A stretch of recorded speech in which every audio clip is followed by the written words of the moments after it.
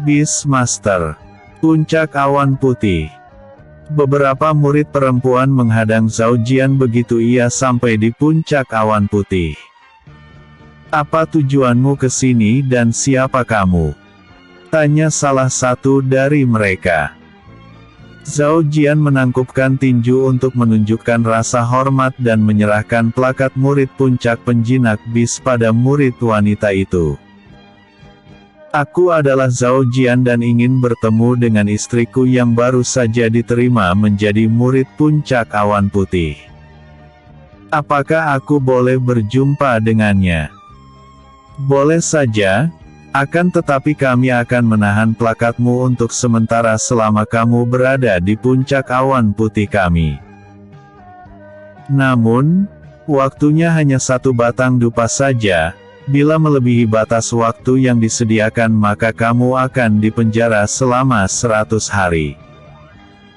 Jadi, gunakanlah waktu yang tersedia itu dengan baik dan jangan sampai melebihi batas waktu yang ditentukan," kata murid wanita itu memberikan penjelasan. Zhao Jian tersenyum hangat dan menangkupkan tinju. "Terima kasih senior."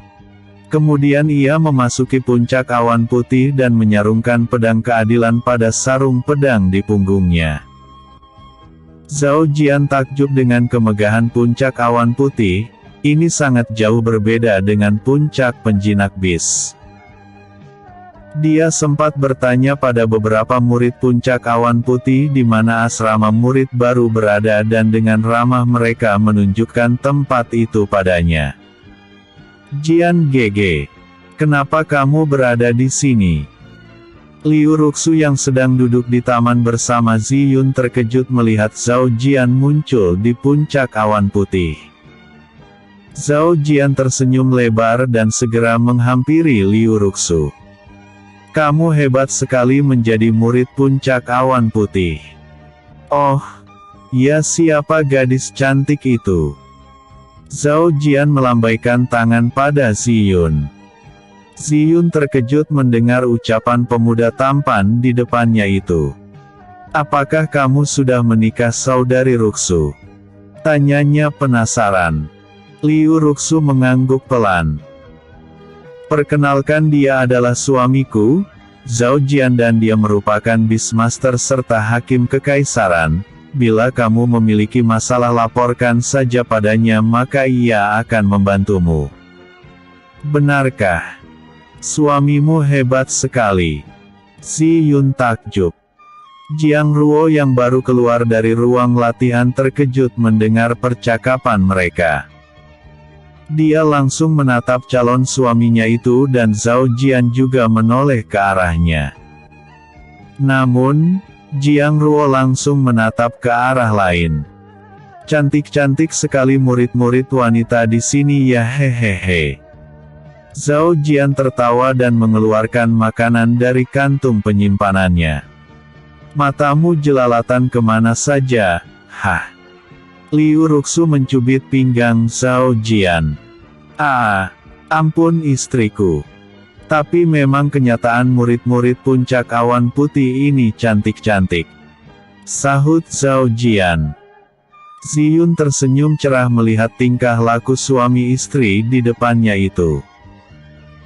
Zhao Jian tidak menyadari kalau wanita cantik yang ia lihat itu adalah calon istrinya, Jiang Ruo. "Bolehkah aku melihat bismu itu, Tuan Muda Jian?" Zi Yun sangat penasaran. Zhao Jian segera mengeluarkan Huli Jing dari kantung penyimpanannya, dan bis rubah putih dengan simbol bulan sabit di keningnya muncul di depan mereka. Zi Yun langsung memeluk bis rubah putih itu. "Lembut sekali. Aku jadi ingin menjadi Beastmaster juga," katanya tersenyum bahagia. "Aku tak bisa berlama-lama di sini. Nanti aku mendapatkan hukuman karena senior yang ada di gerbang masuk puncak awan putih hanya memberikan tenggat waktu 1 batang dupa saja." Seru Zhao Jian setelah merasa puas berjumpa lagi dengan istrinya. Liu Ruxu mengangguk pelan, sudut bibirnya memancarkan senyuman karena suaminya itu masih peduli padanya. Padahal awalnya ia mengira Zhao datang kemari untuk bertemu dengan Jiang Ruo. Namun, setelah cukup lama berada di sini, Zhao Jian tak pernah mengungkit nama putri mahkota kekaisaran Jiang tersebut. Ternyata murid baru itu adalah istri pertama calon suamimu. Mulan berbisik pada Jiang Ruo yang langsung mengerutkan keningnya. Jiang Ruo tak mengatakan apapun dan ia langsung menuju kamar asramanya. Entah mengapa ia merasa kesal karena Zhao Jian tidak menyapanya. Dia malah bermesraan dengan istri pertamanya di depan matanya. Setelah turun dari puncak awan putih, Zhao Jian segera keluar dari Sekte Pedang Abadi menuju pusat kota, ibu kota kekaisaran Jiang tersebut. Zhao Jian tercengang melihat bangunan-bangunan yang menjulang tinggi dan lalu lalang penduduk kota yang jauh lebih ramai dari kota Tianwu, ibu kota kerajaan Zhao yang dulu. "Permisi paman, di manakah letak gedung pengadilan?" Zhao Jian bertanya pada pria yang mengenakan jubah pendekar dan dua pedang kembar di punggungnya. Pria itu menatap Zhao Jian dengan tatapan sinis karena merasa tidak senang diberhentikan olehnya. Namun, pria itu langsung tersenyum begitu mengetahui kalau pemuda di hadapannya itu ternyata adalah murid Sekte Pedang Abadi. "Oh, Tuan Muda cukup berjalan lurus saja dan nanti Tuan Muda akan melihat bangunan luas dengan tembok yang cukup tinggi mengelilinginya. Nanti akan ada petugas pengadilan berpakaian serba hitam mengenakan topi caping berwarna hitam di gerbang masuk bangunan itu," sahut pria itu. Zhao Jian menangkupkan tinju untuk menunjukkan rasa hormat. "Terima kasih, Paman," sahut Zhao Jian sembari berjalan ke arah yang dituju oleh pria itu. Namun, tiba-tiba ada rombongan penunggang kuda yang melaju cukup kencang, sehingga salah satu dari penunggang kuda itu menabrak gerobak dorong milik wanita tua yang berisi sayuran. Wanita tua itu terjatuh, sayuran di gerobaknya berhamburan setelah gerobaknya terbalik. Orang-orang yang melihat kejadian itu langsung mengutuk penunggang kuda itu, sedangkan Zhao Jian bergegas untuk membantu memunguti sayuran yang berserakan di jalanan. Namun, pria pendekar yang berbicara dengannya tadi langsung menepuk bahunya. "Jangan ikut campur. Mereka itu adalah rombongan militer yang dipimpin Komandan Jing Han. Walaupun kamu murid sekte besar, janganlah mengusik mereka. Nanti, hidupmu akan berakhir tragis," bisik pria itu. Zhao Jian mengerutkan keningnya, ternyata keadaan di kekaisaran Jiang ini tak ada bedanya dengan kerajaan Zhao. Ada saja beberapa kelompok di tubuh pemerintahan yang tidak bisa diatur dan bertingkah layaknya raja-raja kecil. "Tenang saja Paman. Mari kita lihat, sehebat apa mereka," sahut Zhao Jian, sudut bibirnya memancarkan seringai jahat, sehingga pria pendekar itu merasa ada yang tidak beres dengan pemuda tampan ini. Episode sebelumnya. Aku anggap ini sebagai latih tanding. Episode berikutnya. Hakim Kekaisaran. Kekaisaran. "Hei, bocah. Minggir kau." Salah satu prajurit kekaisaran Jiang membentak Zhao Jian yang dengan santai malah memunguti sayuran milik wanita tua yang berserakan di jalanan. Namun, Zhao Jian malah mengabaikan seruan prajurit itu sehingga orang-orang yang melihatnya menjadi khawatir dia akan mendapatkan masalah dari Komandan Jing Han tersebut. "Hei, apakah kau tuli bocah laknat?" umpat prajurit itu. Jing Han yang berada di dalam gerbong kereta kuda merasa sangat kesal karena tiba-tiba laju kereta kuda malah berhenti dan hampir membuatnya tersungkur. "Kenapa kalian membuat keributan yang tidak perlu? Singkirkan saja semut-semut rendahan itu kalau mereka menghalangi jalan." Jing Han berkata kasar pada bawahannya. Prajurit yang membentak Zhao Jian segera menundukkan wajahnya ke arah gerbong kereta kuda Jing Han, dan menghunus pedangnya.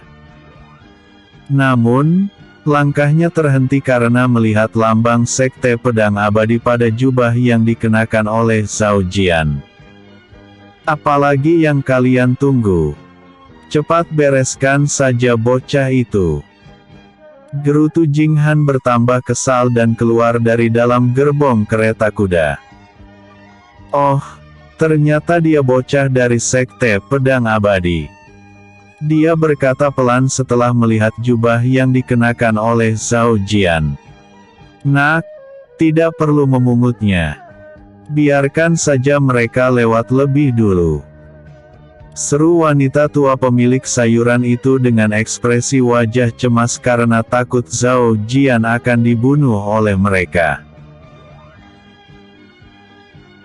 Petinggi Kekaisaran Jiang selalu tutup mata dengan kejadian-kejadian seperti ini yang dilakukan oleh para pejabat di daerah atau oleh komandan militer, karena mereka sibuk memikirkan cara menaklukkan Gui Dao kerajaan lain untuk dilahap oleh Gui Dao Kekaisaran Jiang.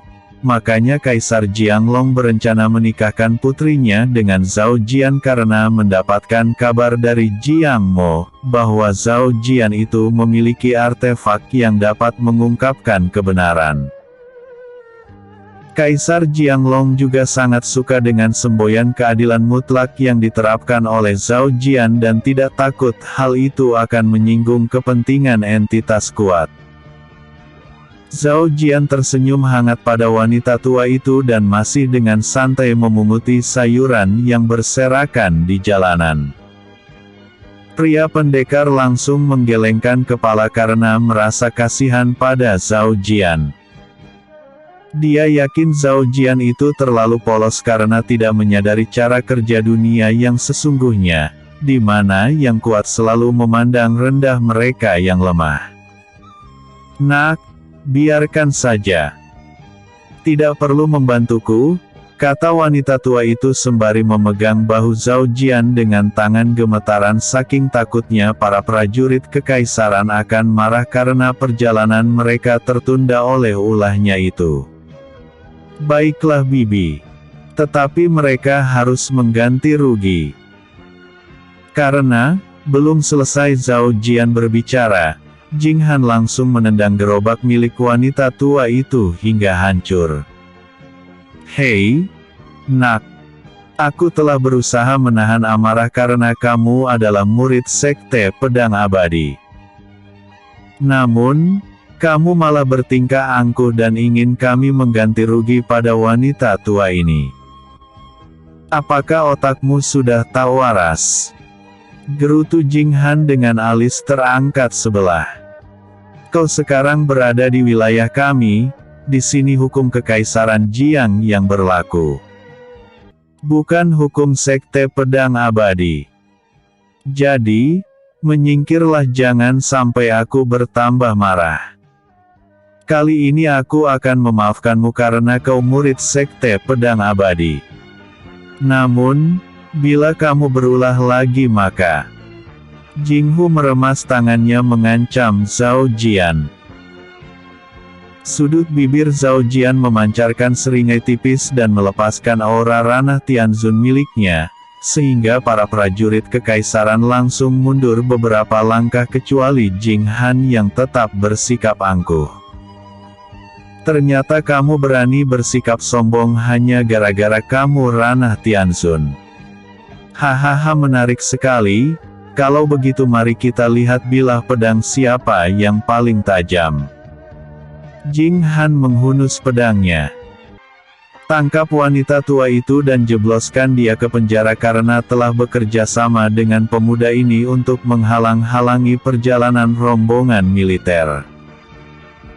Dua prajurit segera bergegas ke arah wanita tua itu dengan seringai tipis terpancar dari sudut bibir mereka, sehingga wanita tua itu menangis dan memohon ampunan agar tidak ditangkap. "Kalian sombong sekali, bukannya mengayomi rakyat Kekaisaran Jiang. Kalian malah bertingkah layaknya pemilik negeri ini dan bertingkah sewenang-wenang," sahut Zhao Jian sembari melepaskan energi spiritual racun dengan dosis rendah, sehingga kedua prajurit itu langsung kejang-kejang dan memuntahkan seteguk darah. Jing Han terkejut melihatnya dan segera mengeluarkan penutup wajah dari kantung penyimpanan miliknya. Ternyata kau adalah kultivator dengan energi spiritual racun.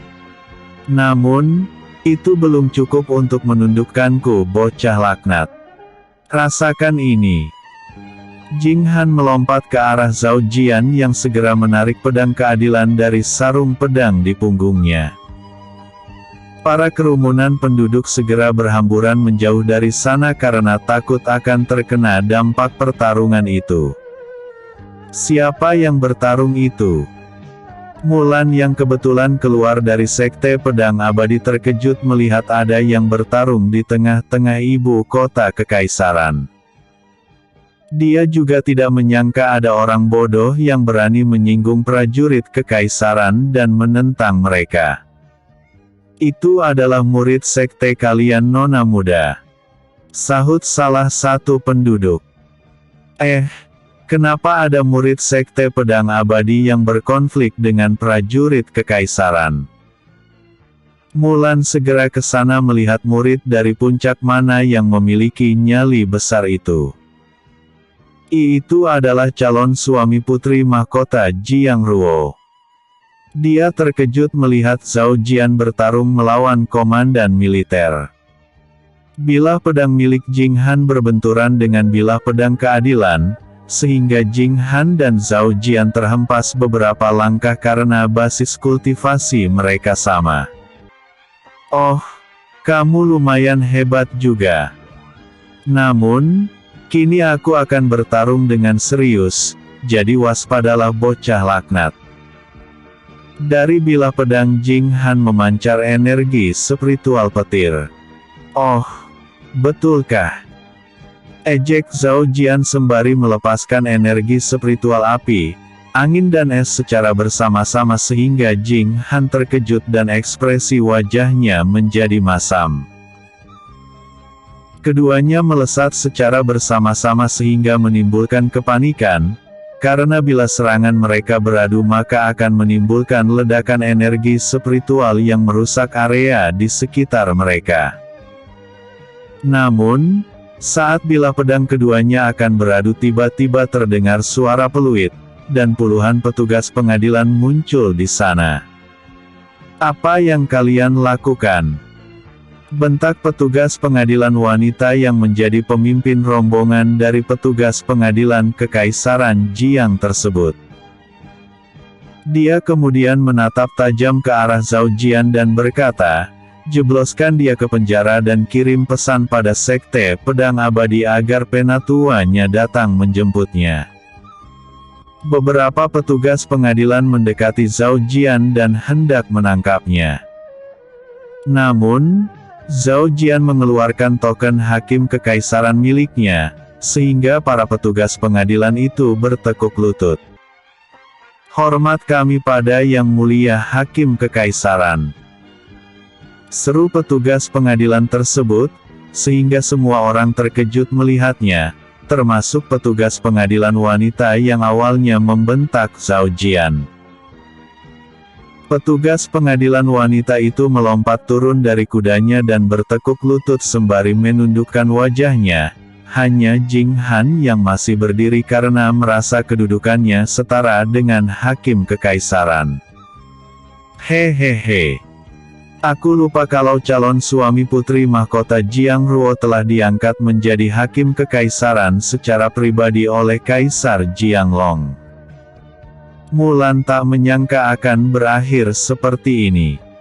Sekarang apa yang akan kamu lakukan, Zhao Jian?" Dia penasaran keputusan yang akan dibuat oleh Zhao Jian pada komandan militer tersebut. Episode sebelumnya, Puncak Awan Putih. Episode berikutnya, Sidang Jalanan. Sidang jalanan. Tangkap dia. Aku akan melakukan persidangan padanya. Seru Zhao Jian sehingga semua petugas pengadilan terkejut mendengarnya. Kenapa kalian malah bingung? Tangkap dia. Katanya lagi karena mereka malah saling berpandangan dan ragu-ragu menuruti perintahnya. Petugas pengadilan wanita yang menjadi pimpinan mereka segera berdiri dan mendekati Jing Han, sehingga petugas pengadilan lainnya segera mengepung komandan militer Kekaisaran Jiang tersebut. Jing Han mengerutkan keningnya dan menatap tajam ke arah para petugas pengadilan. Apa kalian sudah gila menuruti perintahnya? Aku ini adalah komandan militer dan kalian hanya petugas pengadilan sipil saja, hanya pengadilan militer saja yang bisa menahanku. Bentak Jing Han. Namun, mereka tetap mengelilingi Jing Han dan petugas pengadilan wanita berkata, Hakim Jian memegang token emas yang berarti kedudukannya setara dengan Hakim Agung atau para menteri, dan mendapatkan keleluasaan dari Kaisar membuat sebuah keputusan. Ekspresi wajah Jing Han makin muram karena tidak menyangka hanya gara-gara kasus sepele akan dipermalukan di depan umum oleh hakim pemula. Dia menarik napas dalam-dalam dan menghembuskannya secara perlahan-lahan. Untuk saat ini sebaiknya aku menyerah saja. Aku yakin Jenderal Jing Mu akan membebaskanku karena beliau memiliki teman yang menjadi hakim senior di pengadilan. Gumamnya sembari membiarkan petugas pengadilan wanita memborgol tangannya.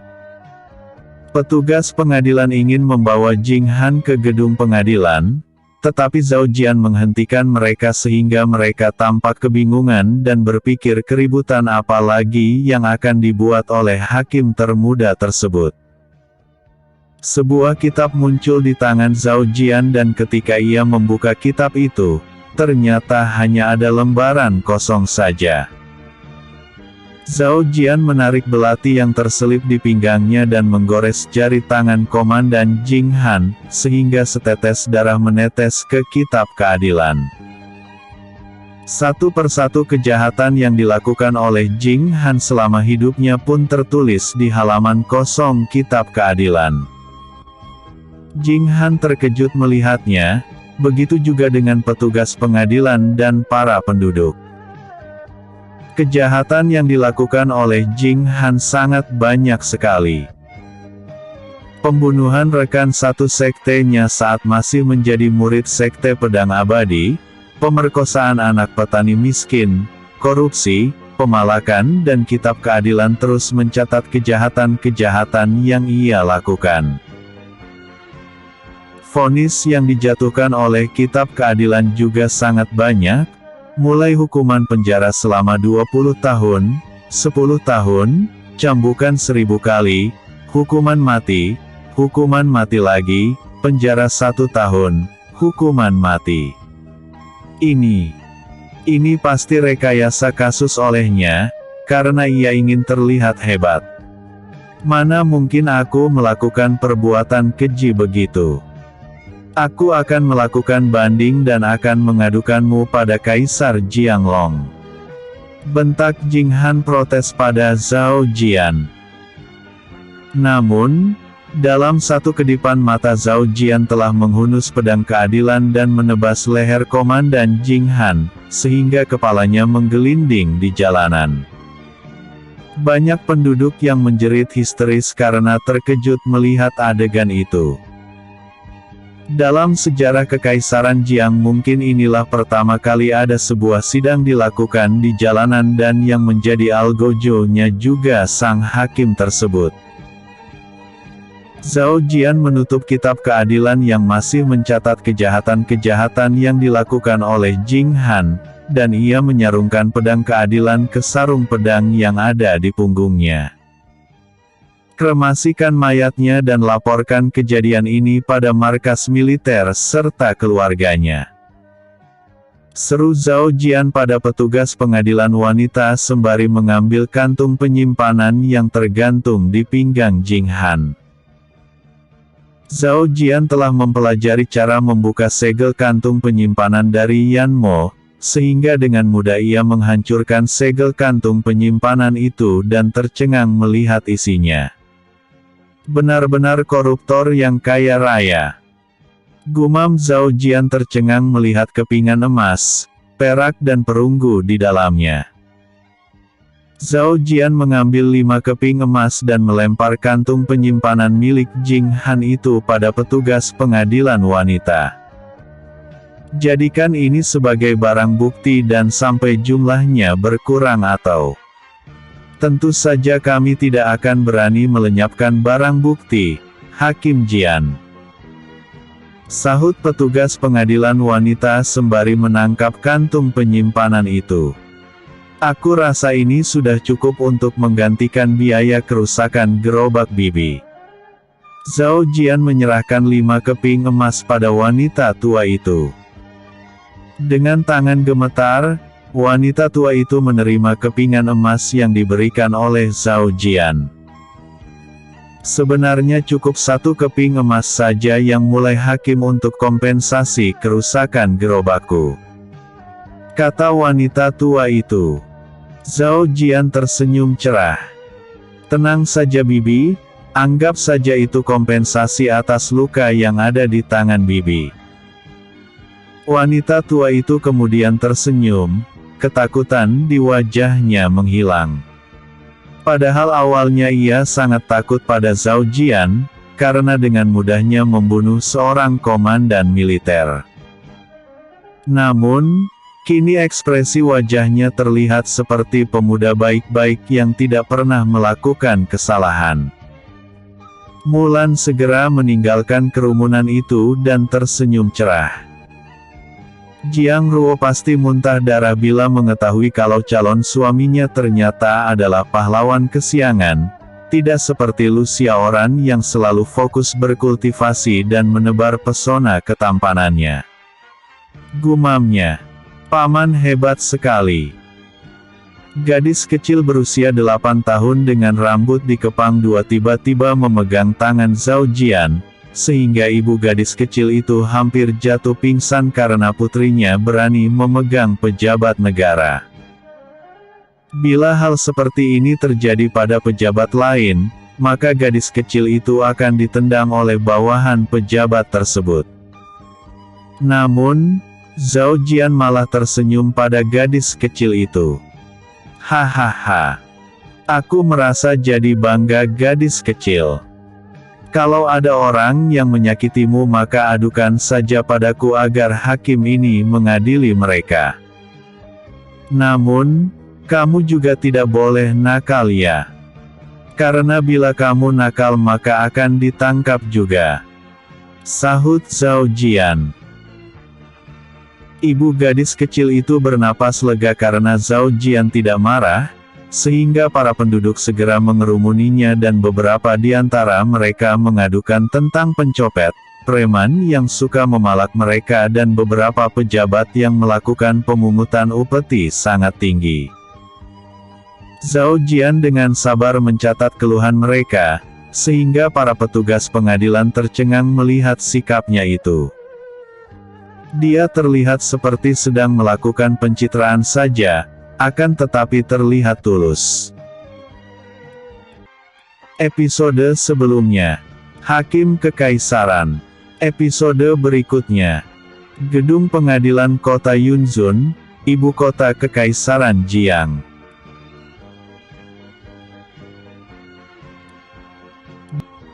Beastmaster. Gedung Pengadilan Kota Yunzun, Ibu Kota Kekaisaran Jiang. Apa? Kau membunuh Komandan Jing Han? Hakim tertinggi kota Yunzun terkejut mendengar laporan petugas pengadilan dan langsung bertanya pada Zhao Jian apakah itu benar, dan dengan santai Zhao Jian membenarkan laporan itu. Yang kulakukan itu sudah di jalur yang benar dan sesuai dengan instruksi Kaisar. Zhao Jian sengaja membawa nama Kaisar agar dirinya tidak disalahkan. Hakim Jiang Feilong tak perlu tegang begitu, aku akan bertanggung jawab bila ada pihak yang keberatan dengan keputusan itu. Hakim Jiang Feilong mengerutkan keningnya mendengar jawaban dari Zhao Jian. Kamu harus bertindak hati-hati Hakim Jian, walaupun kekaisaran ini terlihat kuat. Namun, di dalamnya sebenarnya sangat rapuh dan penuh intrik-intrik yang dapat membuat kepalamu terpenggal. Sahutnya. Anggap saja Kaisar Jianglong menjadi tamengmu, akan tetapi bila ada ranah paramita atau ranah Sein yang tersinggung oleh ulahmu dan membunuhmu secara diam-diam, apakah kamu masih bisa mengatakan Kaisar Jianglong dapat melindungimu? Hakim Jiang Feilong menasehati Zhao Jian. Ia merasa kepalanya terasa sangat pusing karena Jenderal Jingmu pasti akan meminta pertanggungjawaban padanya, bukan pada hakim muda yang naif dan impulsif ini.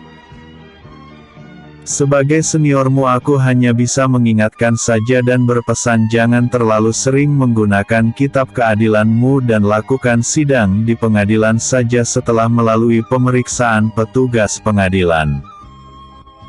Kata Hakim Jianglong sembari menepuk pundak Zhao Jian dan meninggalkan Zhao Jian sendirian di ruangan kerja yang baru saja disiapkan untuknya.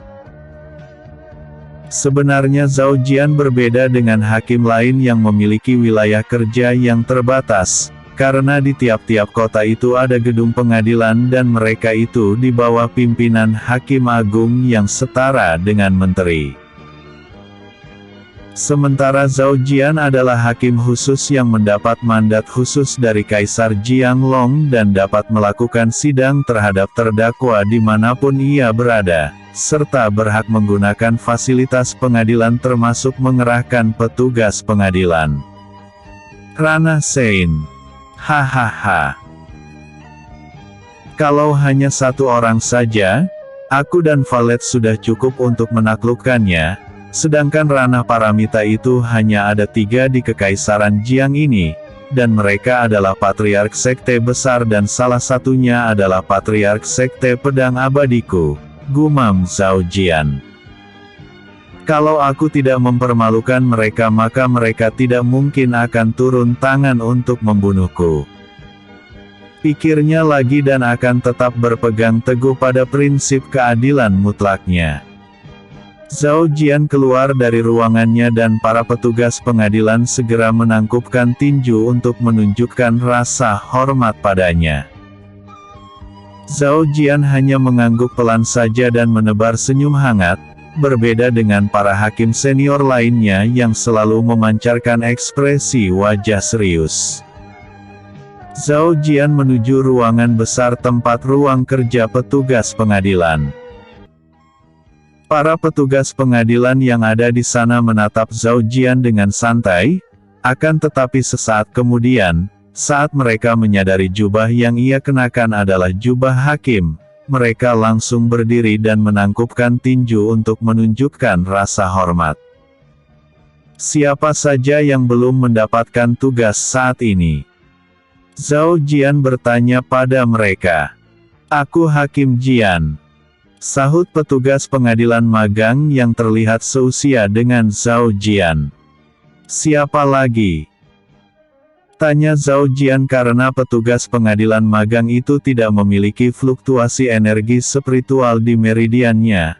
Zhao Jian takut bila mengirimnya sendirian untuk menangkap para preman maka ia akan dihajar hingga babak belur oleh para preman itu. Tidak ada yang mengangkat tangan padahal ada puluhan petugas pengadilan di sana dan mereka terlihat tidak melakukan pekerjaan apapun. Zhao Jian menghela napas panjang, kemudian berkata, kalian semua kerjakan tugas ini dan kamu yang akan menjadi pemimpinnya. Zhao Jian menunjuk petugas pengadilan magang itu, sehingga petugas pengadilan lainnya terkejut. Aku tak mau tahu, kalian harus menyelesaikan tugas ini hingga sore nanti. Kalau sampai gagal aku akan mencambuk kalian. Ancamnya sembari menaruh kertas yang berisi keluhan para penduduk yang mengadu padanya tadi. Kejam sekali hakim baru itu. Gerutu salah satu petugas pengadilan setelah Zhao Jian pergi. Ayo kita laksanakan saja, apakah kalian tidak tahu dia adalah hakim gila yang bahkan berani memenggal kepala komandan militer? Hukuman yang ia berikan bila kita gagal menjalankan tugas itu masihlah ringan, karena kita hanya mendapat cambukan saja. Sahut petugas pengadilan yang lebih senior sembari melihat tugas apa yang akan mereka kerjakan. Tapi bila ia menggunakan energi spiritual ranah Tianzun saat mencambuk kita maka kita mungkin akan menderita juga. Sahut petugas pengadilan wanita yang baru resmi menjadi petugas pengadilan. Rekan-rekannya langsung mengerutkan kening dan menelan ludah, karena mereka teringat kalau basis kultivasi hakim muda itu ternyata ranah Tianzun, sementara mereka hanya ranah spirit saja. Mereka segera berhamburan dari ruangan itu untuk segera menyelesaikan tugas yang diberikan oleh Zhao Jian. Mereka tidak ingin dicambuk olehnya karena Zhao Jian pasti akan mencambuk mereka hingga merasakan sakit yang tiada taraf. Zhao Jian hendak masuk lagi ke ruangannya, tetapi tiba-tiba dihadang oleh hakim senior yang merupakan pria berusia 50-an tahun. Wajahnya tampak sangat kesal dan menatap Zhao Jian dengan tatapan tajam penuh dengan niat membunuh. Zhao Jian, kenapa kamu membunuh Komandan Jing Han? Seharusnya hanya pengadilan militer saja yang dapat memvonis hukuman untuknya. Anak bau kencur sepertimu berani sekali melanggar konstitusi yang berlaku dan menerapkan aturan seenaknya saja. Bentak hakim senior itu. Zhao Jian langsung berasumsi kalau hakim ini mungkin berasal dari klan Jing atau selama ini mendapat suap dari Jing Han agar semua kejahatannya ditutup-tutupi. Zhao Jian memperhatikan tanda nama yang melekat di dada hakim senior itu dan berkata, "Hakim Lu Xiao, apakah kamu pura-pura tuli? Aku ini adalah menantu Kaisar Jianglong dan kamu pasti tahu." Seringai tipis terpancar dari sudut bibir Zhao Jian. "Lupakan saja. Urus saja urusanmu sendiri dan jangan menghalangiku." Zhao Jian berkata sinis. Hakim Lu Xiao tampak sangat kesal dan mengepal tinjunya. 5 petugas pengadilan senior ranah Jiezu di belakangnya langsung memasang kuda-kuda. Bersiap untuk melawan Zhao Jian. Namun, Lu Xiao mengangkat tangannya agar mereka membiarkan Zhao Jian lewat. "Zhao Jian, berhati-hatilah. Ada kalanya tupai gagal melompat, militer pasti tidak akan tinggal diam atas kematian Komandan Jing Han. Sebagai seniormu aku menyarankan agar kamu lebih baik berkultivasi dengan rajin di Sekte Pedang Abadi dan jangan pernah meninggalkan tempat itu." Lu Xiao berkata sembari tersenyum masam. Perkataannya terkesan seperti sebuah nasihat, akan tetapi ada pesan tersirat dalam kalimat itu yang merupakan sebuah ancaman pada Zhao Jian. "Terima kasih senior Lu," sahut Zhao Jian tanpa menoleh ke belakang. Episode sebelumnya, Sidang Jalanan. Episode berikutnya, wanita penjual barang-barang aneh. Wanita penjual barang-barang aneh. Zhao Jian merasa ia harus membeli pil dan sumber daya untuk meningkatkan basis kultivasinya, karena ia yakin para entitas kuat di Kekaisaran Jiang ini jauh lebih gila dari kerajaan Zhao. Mereka bahkan berani mengancam dirinya yang merupakan menantu orang terkuat dan juga kaisar negeri ini. Namun, ia masih memiliki masalah pada keuangan karena gajinya baru cair bulan depan dan saat ini ia hanya memiliki 5 keping emas saja, sisa tabungannya diambil alih istri tercintanya. Sulit juga menjadi orang jujur ini. Gumam Zhao Jian karena ia tidak memiliki pemasukan lain selain dari klan Zhao dan gaji bulanan sebagai hakim kekaisaran. Aku lupa kalau menjalankan misi dari sekte maka akan diberikan hadiah bila berhasil menuntaskan misi itu. Zhao Jian tersenyum lebar.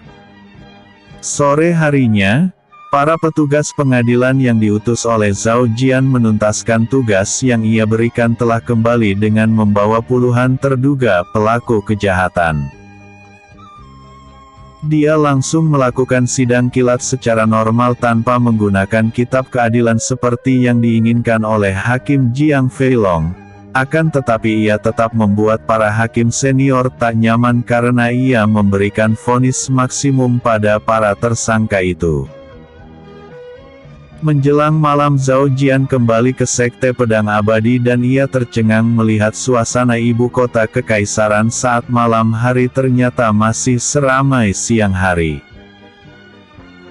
Lentera-lentera menerangi setiap sudut jalan dan bangunan. Yang paling menarik perhatiannya adalah banyak gadis-gadis cantik yang membujuk para pejalan kaki agar mampir ke lapak jualan mereka. "Hai tampan!"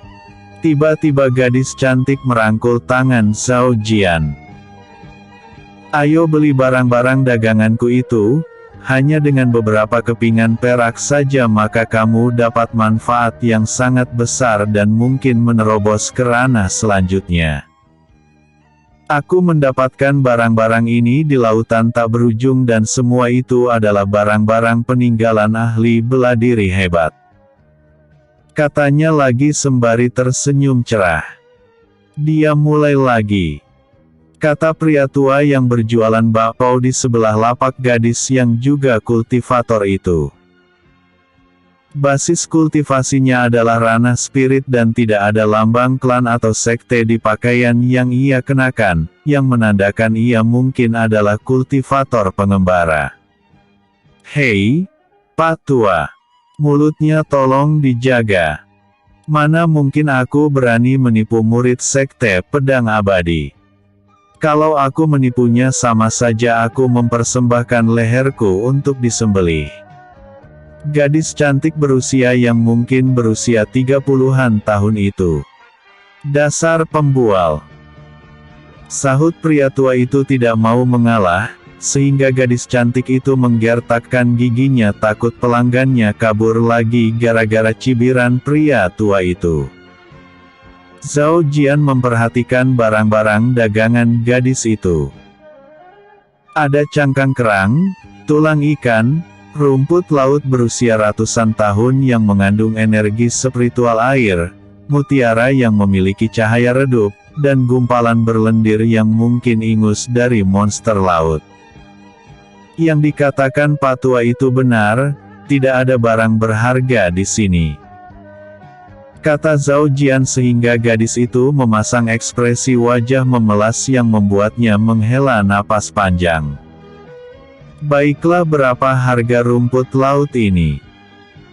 "Jangan mahal-mahal, aku ini sangat miskin walaupun menjadi murid Sekte Pedang Abadi."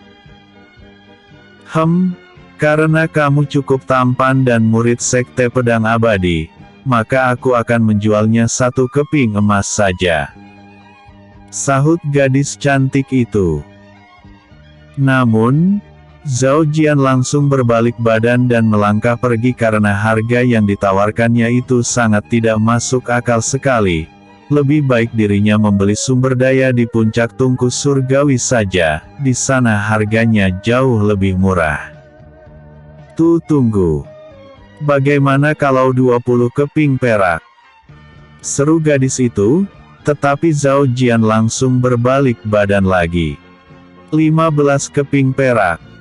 14, 13, 10, 5 keping perak. Kalau tak mau ya sudah pergi sana, dasar pelit. Padahal murid sekte besar tapi tidak memiliki uang. Gerutu gadis cantik itu menyerah membujuk Zhao Jian agar membeli dagangannya. Hahaha. Baiklah, aku akan membeli rumput laut ini. Sahut Zhao Jian langsung mengambil rumput laut itu dan menyimpannya ke kantung penyimpanannya.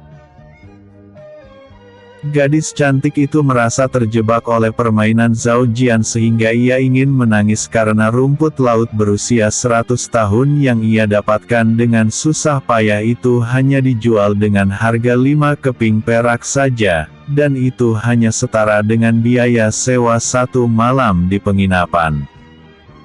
Wajahnya menjadi masam dan tertawa jahat sembari memegang pundak Zhao Jian. "Hei, anak muda. Kau menipu wanita tua ini, kan? Cepat keluarkan uangmu 1 keping emas atau aku akan menjerit histeris dan berguling-guling di tanah agar menarik perhatian orang-orang di sekitar kita," ancamnya. Zhao Jian bingung menatap gadis cantik itu dan sesaat kemudian langsung tercengang karena ia merobek lengan bajunya. Sial! Apakah wanita ini sudah gila? Karena gadis cantik itu mulai menarik kerah bajunya, sehingga Zhao Jian meraih tangan gadis cantik itu. "Sudahlah, aku anggap saja ini sedekah," gerutu Zhao Jian sembari menyerahkan 1 keping emas pada gadis cantik itu. "Mana 5 keping perakku tadi?" Zhao Jian mengulurkan tangannya. "Apa? Kau ini benar-benar pelit sekali." Gadis cantik itu mengerutkan keningnya. "Bawa ini saja." Dia menunjuk gumpalan berlendir di lapak dagangannya, karena barang yang satu itu tak ada yang pernah meliriknya. Zhao Jian tersenyum masam karena telah ditipu oleh gadis cantik dan ia berpikir apakah mengeluarkan kitab keadilan untuk melihat sudah berapa banyak gadis cantik ini menipu orang lain. Namun, ia urung melakukannya saat melihat gadis cantik itu tersenyum bahagia setelah mendapatkan uangnya. Sembari menghela napas panjang, Zhao Jian memindahkan gumpalan berlendir itu ke kantung penyimpanannya dan segera meninggalkan lapak gadis cantik itu. Episode sebelumnya. Gedung Pengadilan Kota Yunzun, ibu kota Kekaisaran Jiang. Episode berikutnya. Crystal Beast.